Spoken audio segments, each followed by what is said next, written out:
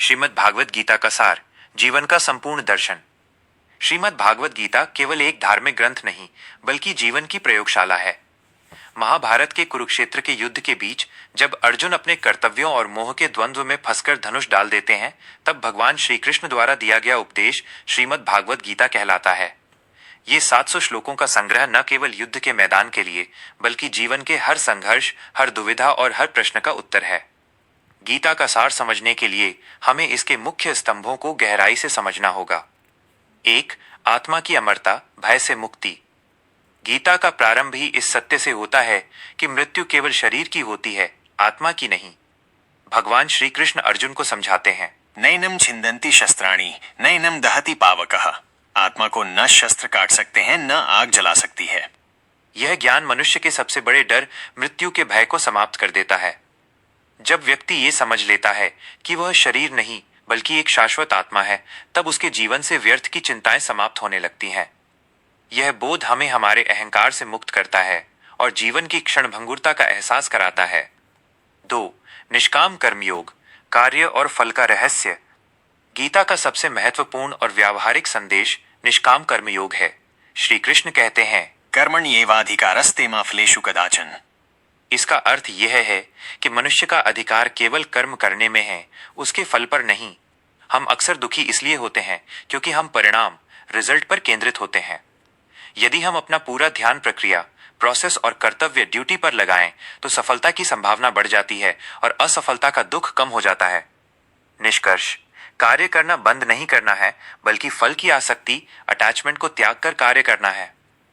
यह कार्यकुशलता, skill in action का सर्वोत्तम मंत्र है। 3. स्थित प्रज्ञा, समभाव की अवस्था। गीता में स्थित प्रज्ञा का वर्णन आता है। वो व्यक्ति जिसका मन सुख और दुख, लाभ और हानि, जीत और हार में विचलित नहीं होता। आज की भागदौड़ भरी जिंदगी में हम अपनी भावनाओं के दास बन गए हैं। यदि कुछ अच्छा हुआ तो हम अति उत्साहित हो जाते हैं और कुछ बुरा हुआ तो अवसाद में चले जाते हैं। गीता हमें सिखाती है कि मन को स्थिर कैसे रखें। इंद्रिय निग्रह, अपनी इंद्रियों को वश में रखना।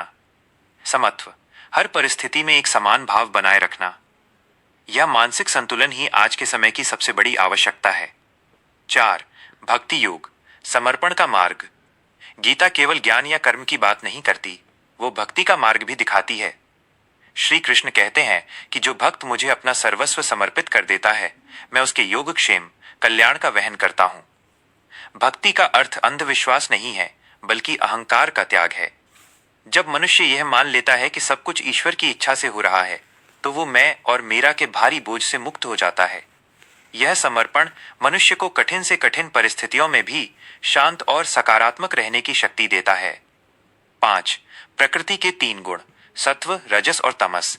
गीता हमें बताती है कि संसार में 3 प्रकार की ऊर्जाएं काम करती हैं। 1. सत्व, प्रकाश, ज्ञान, शांति और सादगी। 2.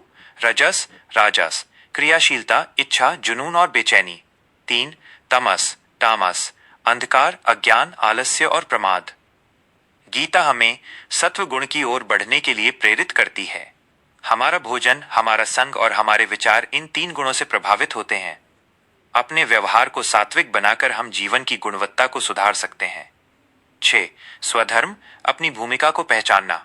अक्सर लोग दूसरों की नकल करने में अपना जीवन बर्बाद कर देते हैं।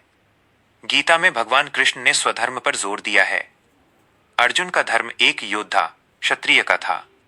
भाग जाना उसके स्वभाव के विरुद्ध था, चाहे वो शांति का मार्ग ही क्यों न लग रहा हो। अपने स्वभाव के अनुसार कार्य करना, चाहे वो छोटा हो या बड़ा, दूसरों के धर्म का पालन करने से श्रेष्ठ है।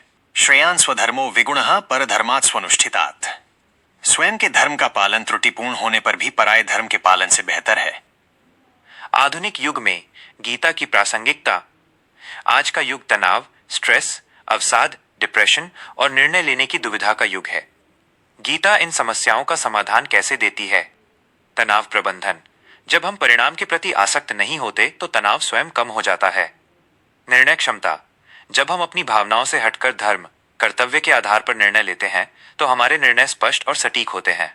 संघर्ष का सामना, गीता हमें सिखाती है कि संघर्ष जीवन का हिस्सा है। उससे भागना समाधान नहीं है, बल्कि डटकर सामना करना ही पुरुषार्थ है।